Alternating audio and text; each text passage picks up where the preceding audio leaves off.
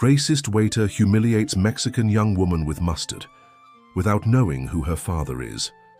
Her hands trembled as she inserted the key into the rusty lock. The abandoned lighthouse stood sentinel against the darkening sky, its peeling white, paint glowing eerily in the fading light. This wasn't just any lighthouse. It was her father's final resting place according to the mysterious letter that had arrived 3 days after his funeral. "He's not really gone, Maria. Not if you know where to look." The handwriting wasn't her father's, but the words echoed his voice perfectly. Rain began to fall, each drop striking Maria's exposed neck like tiny accusations. 38 years old, and she'd never once visited this place her father had apparently loved enough to request his ashes be scattered here. The guilt weighed on her as heavily as the camera equipment slung across her shoulder, the tools of her profession that had always kept her too busy to come home. The lock finally gave with a reluctant groan. Inside, the air hung dense with decades of neglect and sea salt. Maria's flashlight beam revealed spiral stairs climbing toward darkness, walls adorned with faded nautical maps and photographs she couldn't quite make out in the dimness. Her phone buzzed. Eduardo again, probably, wondering if she'd made it. Her assistant-turned-boyfriend had been against this trip from the start. "Your father never reached out when he was alive," he'd argued. "Why chase ghosts now?" She silenced the phone, adjusting her eyes to the darkness. That's when she saw it, a sliver of light coming from above. Impossible. This lighthouse had been decommissioned for years. Heart racing, Maria climbed the winding stairs, her footsteps echoing against stone worn smooth by generations of keepers. With each step, the light grew stronger, more defined. By the time she reached the lantern room at the top, golden light spilled across the floor in patterns too deliberate to be natural. The massive Fresnel lens at the center of the room was illuminated, but not by electricity. Dozens of candles had been arranged inside, their flames magnified and thrown across the room in spectacular dancing patterns. And there, sitting in a weathered captain's chair beside the lens, was a man Maria hadn't seen in 20 years. "Hello, Maria," said Gabriel Norton, her father's oldest friend and business partner. "I've been waiting for you." The package in his lap was wrapped in oilskin and tied with twine. "Your father wanted you to have this," he said, extending it toward her with hands spotted by age. "But first, there's something you should know about who Antonio Caldwell really was, and why you're the only one who can finish what he started." Maria Caldwell had spent her entire adult life building walls between herself and her childhood. As one of Boston's most sought-after architectural photographers, she'd made a career of capturing perfect angles of immaculate spaces, controlling every aspect of lighting and composition. Her work graced the covers of design magazines and museum catalogs. She was known for finding the soul in buildings that others saw as mere structures. What few knew was how this passion had been born. Growing up in the small coastal town of Whitebridge, Massachusetts, Maria had watched her father disappear for weeks at a time, allegedly for his work as a maritime historian. Antonio Caldwell, a quiet man of deep intellect, always returned with photographs of lighthouses, shipyards, and coastal ruins. "Every building tells a story," he'd say, showing young Maria how to frame a shot. "Our job is to listen." After her parents divorced when she was 12, those lessons became less frequent. Maria stayed with her mother in Boston, visits with her father dwindling to holidays and occasional weekends. By the time she left for college, their relationship had cooled to obligatory birthday calls and Christmas cards. Her mother, Isabella, had never spoken ill of Antonio, but her silence conveyed disappointment. "Your father lives in his own world," she would say with a tight smile. "Sometimes there's no room for anyone else in it." When Maria was 22, her father missed her college graduation. His excuse, another research trip to document a series of lighthouses before they were demolished, crystallized everything for her. Buildings would always matter more to him than she did. She chose to beat him at his own game, channeling her hurt into her photography. If her father preferred crumbling maritime structures to his own daughter, she would photograph the most stunning new architectural achievements instead. She moved to New York, then Chicago, then San Francisco, each relocation taking her further from Whitebridge and the father who had taught her to see beauty in abandoned places. When the call came that Antonio had died suddenly of a heart attack, at 67, Maria had been in Dubai, shooting the interior of a revolutionary skyscraper. She flew back for the small funeral, surprised by how few people attended. Her father had apparently grown increasingly reclusive in his final years. He was working on something important, Mrs. Grayson, their old neighbor, had whispered. At the reception, said it would change everything if he could just finish it. 3 days later, the letter arrived at her San Francisco apartment, forwarded from address to address until it found her. Inside was a key and coordinates to a lighthouse at the northernmost point of Massachusetts, along with a cryptic message. What we see depends mainly on what we look for. He hid it in plain sight, waiting for you. Maria recognized the handwriting. Gabriel Norton, her father's closest friend and research partner for over 40 years. She hadn't seen him since a childhood summer spent trailing behind the two men as they photographed harbors along the eastern seaboard. Now, standing in the illuminated lantern room of this abandoned lighthouse, facing Gabriel for the first time in decades, Maria felt time collapse around her. The package in her hands seemed to pulse with potential energy. "Your father wasn't just documenting history, Maria," Gabriel said, his voice gravelly with age. "He was protecting it." "My father was a photographer and maritime historian," Maria said flatly, still standing at the top of the stairs, unwilling to fully enter the room. "He wrote books about New England coastal architecture that 6 people read. What exactly was he protecting?" Gabriel's weathered face crinkled with a sad smile. That was his cover. A good one too, hiding in plain sight as someone obsessed with old buildings. He gestured to the package in her hands. "Open it, please." With reluctant fingers, Maria untied the twine. Inside were hundreds of photographs, her father's work, but unlike anything she'd seen from him before. Each image captured the same architectural elements from different locations: strange markings carved into lighthouse foundations, unusual window arrangements in coastal homes, oddly positioned weather vanes on harbor buildings. Beneath the photographs was a leather-bound journal filled with her father's precise handwriting, interspersed with complex diagrams and maps. The final pages contained a letter addressed to her. "My dearest Maria, if you're reading this, I've failed to complete our family's work, and the responsibility now falls to you. I know this seems impossible. You have every right to walk away. I wouldn't blame you. I failed you as a father, prioritizing this mission over being present for your life. It's my greatest regret. What I've discovered goes beyond historical significance.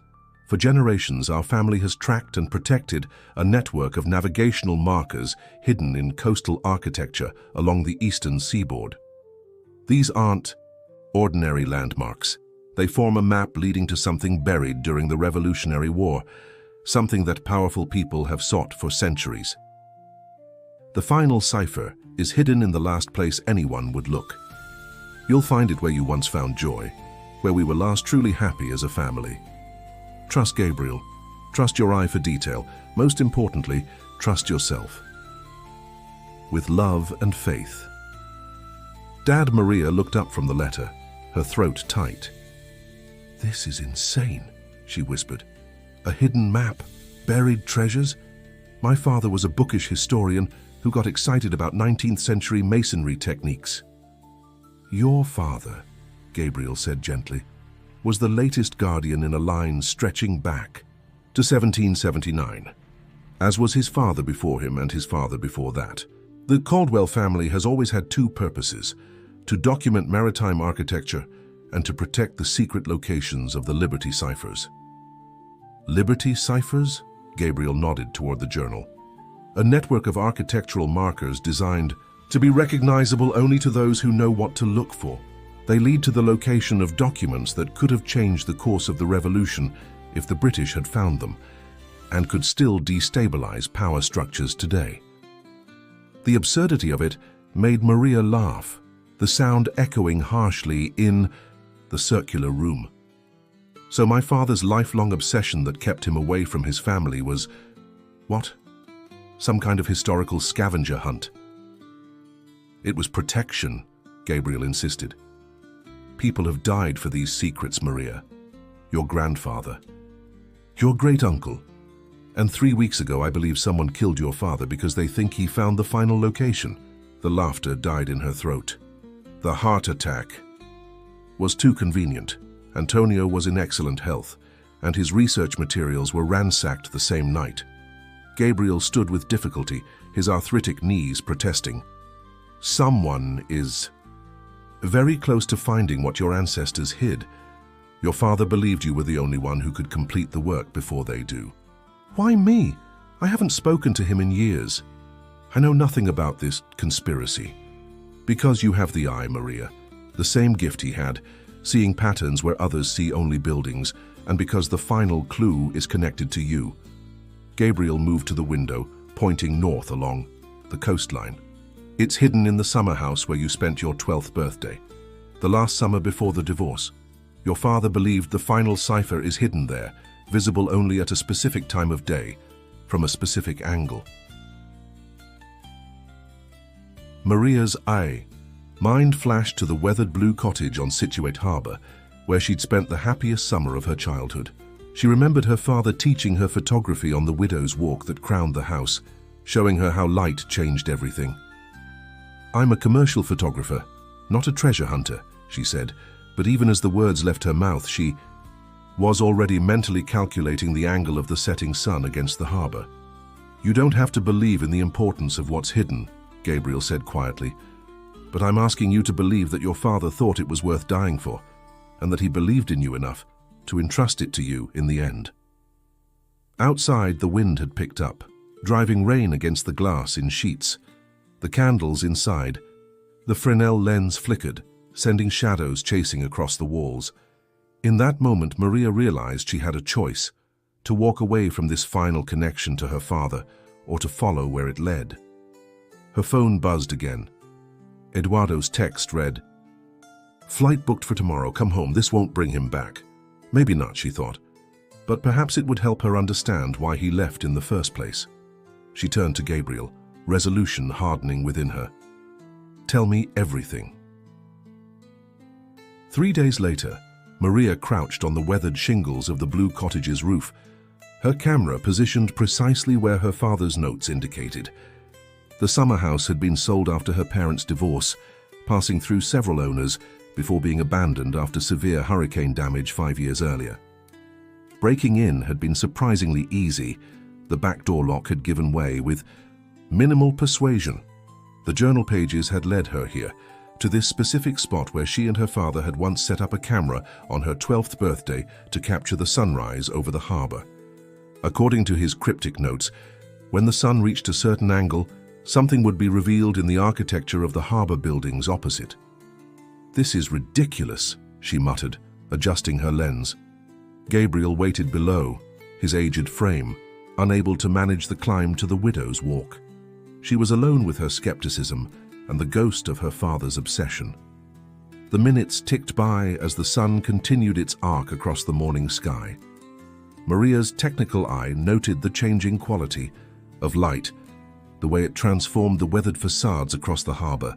She found herself slipping into the meditative state that accompanied her best work, seeing not just with her eyes, but with an intuitive understanding of how light revealed truth.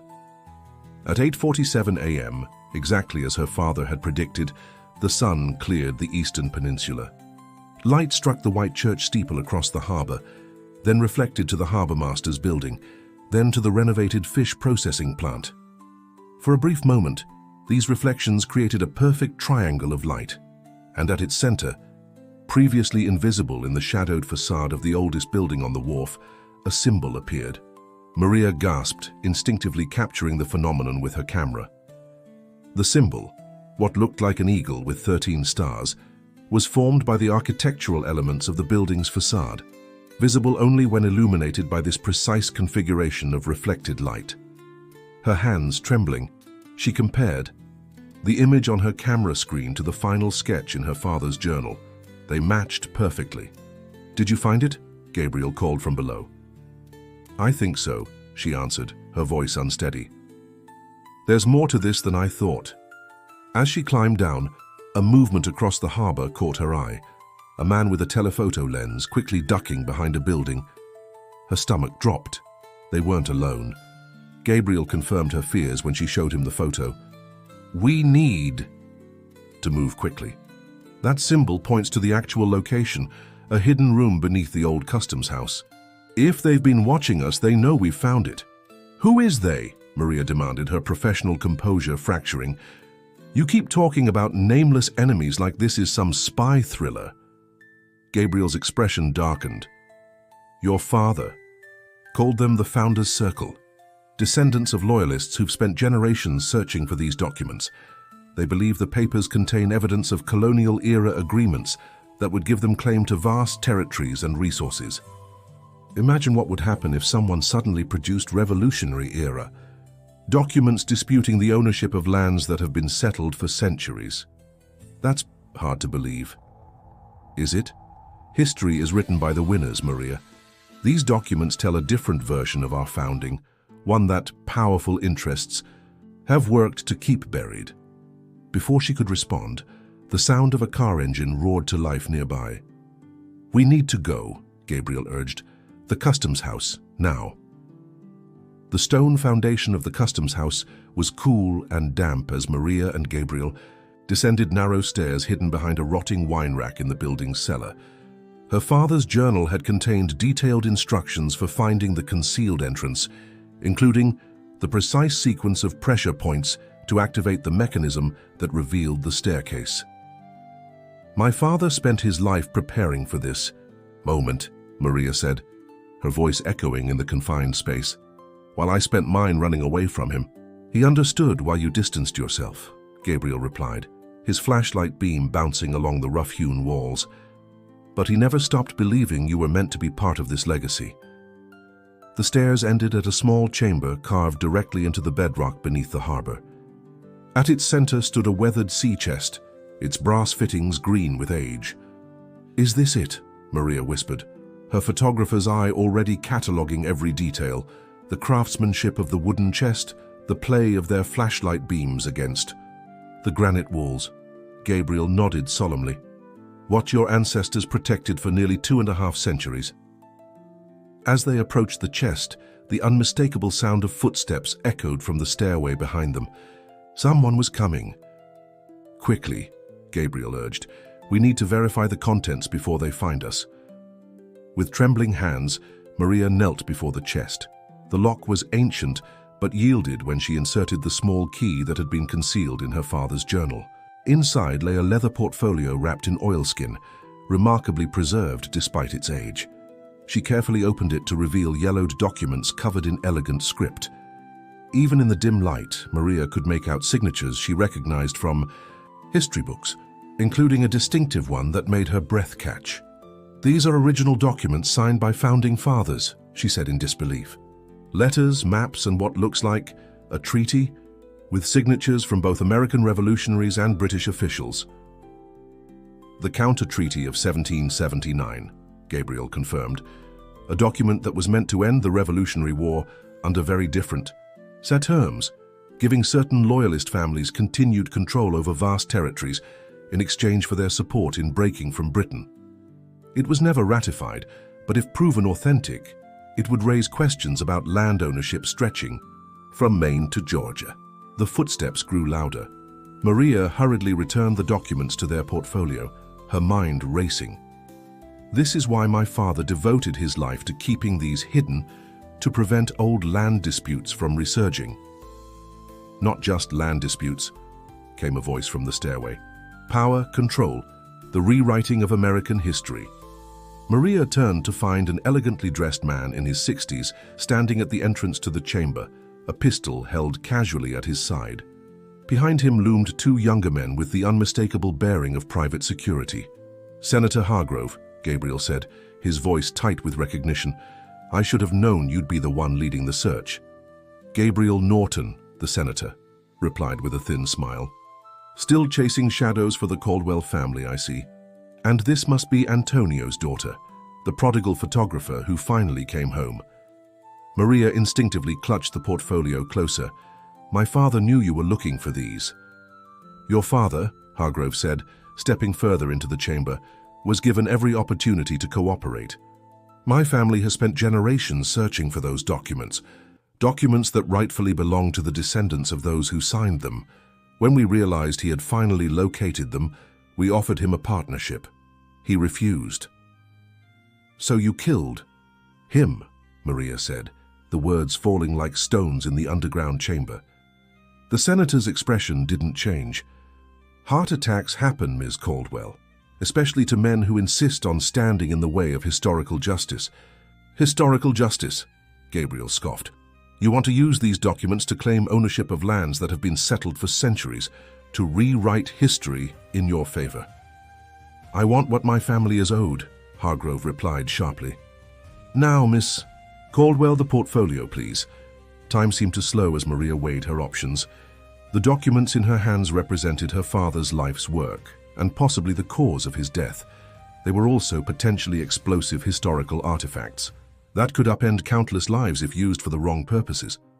In that moment, she finally understood her father's lifelong obsession. This wasn't about buildings or history for its own sake. It was about protecting a truth that could be weaponized. She thought of her mother's words. Your father lives in his own world. Sometimes there's no room for anyone else in it. She had resented him for choosing his work over his family, but now she saw it differently. He had been carrying a burden he couldn't share, until now. I'll give you what you want, Maria said carefully, reaching into her jacket pocket where she'd placed her father's final gift, a small metal lighter engraved with a lighthouse. But first let Gabriel leave.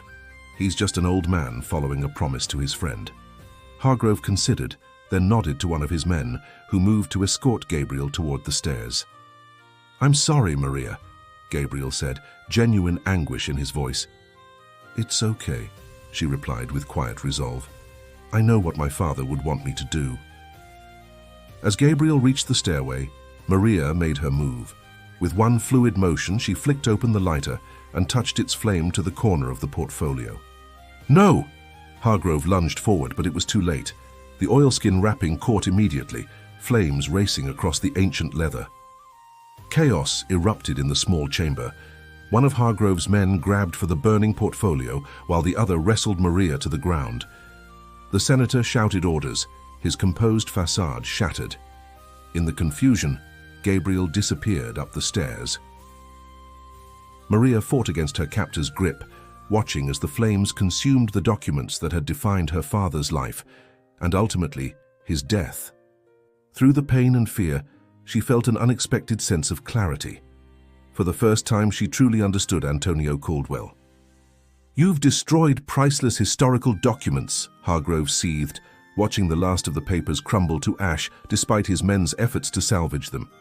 I've honored my father's work, Maria replied, tasting blood where her lip had split in the struggle. Some secrets should remain buried. The sound of sirens filtered down from above.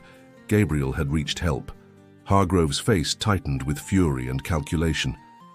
This isn't over, he promised, signaling his men to retreat. Your father made the same choice. Remember what it cost him.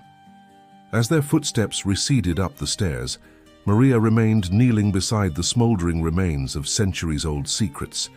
Among the ashes, something caught her eye. A small corner of parchment that had separated from the portfolio, somehow spared from the flames. On it, in faded ink, was a familiar signature and a single line of text. The truth survives in the light that guides us home. 6 months later, Maria stood on the observation deck of the fully restored lighthouse, watching as the newly installed beam swept across the darkening waters. After the confrontation in the customs house, Senator Hargrove had disappeared from public life, citing health concerns. His sudden retirement from politics had sparked rumors, but nothing had been proven. The local historical society had been thrilled when Maria donated the lighthouse property, purchased with her own funds, as a maritime museum dedicated to New England's coastal architectural heritage. Her father's photographs, excluding any revealing the Liberty ciphers, formed the core of the collection. The first tour group arrives tomorrow, Gabriel said, joining her at the railing. His health had improved in recent months, his purpose renewed by their shared work. Your father would be proud. Would he? Maria asked softly. I destroyed what he spent his life protecting. You protected what truly mattered, Gabriel corrected. The documents were never as important as keeping them out of the wrong hands. That's what Antonio understood, and what you instinctively knew. The fragment of parchment she had saved, now preserved between glass and authenticated as genuinely from the Revolutionary era, hung in the Lighthouse Museum with intentionally vague provenance. To most visitors, it would appear to be simply an interesting historical curiosity. Only Maria and Gabriel knew it was the last remaining piece of the counter treaty, preserved as both warning and remembrance. The line about the light that guides us home had inspired the museum's name, the Guiding Light Maritime Heritage Center. Her phone buzzed with a text from Eduardo. Gallery called. They love the Lighthouse series, want to feature it in spring exhibition. Proud of you. Their relationship had survived her unexplained obsession with her father's past, though she knew Eduardo still didn't fully understand the transformation she'd undergone. Some secrets were hers to keep now. Do you think they'll keep looking? She asked Gabriel, watching as the first stars appeared above the horizon. Hargrove and his allies? People like that never truly stop, he replied. But without the documents, they have nothing but legends and rumors.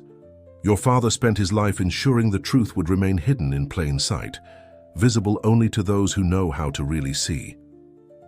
Maria smiled at the familiar phrase, remembering her father's lessons about photography. What we see depends mainly on what we look for. She had come to the lighthouse seeking closure after her father's death. Instead, she had found a beginning, a way to honor his legacy while creating her own. The architectural photography exhibition featuring her Lighthouse series would open in New York in 3 months, bringing renewed attention to these overlooked coastal sentinels. As darkness fell completely, Maria raised her camera one last time, capturing the moment when the lighthouse beam reached full strength, cutting through the gathering night with unwavering purpose. In the resulting image, light against darkness, guidance amidst uncertainty, she found the perfect metaphor for what she had gained and lost. Some inheritances came with deeds and documents. Others were passed down in less tangible ways, through the patterns we recognize, the truths we choose to protect, and the stories we decide to tell. The lighthouse keeper's daughter had come home at last.